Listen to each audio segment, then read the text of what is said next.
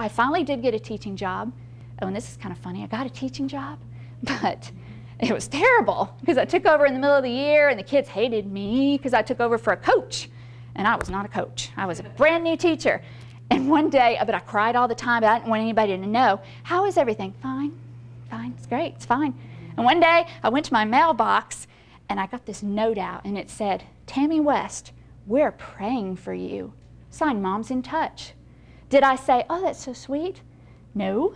I said, they know. They know I'm doing a terrible job and they're praying for me. But, you know, now I didn't know what Moms in Touch was. I was a brand new teacher. So, but I took that teaching job, but I took medication every day for 3 years just to get through it. But I thought I was healed.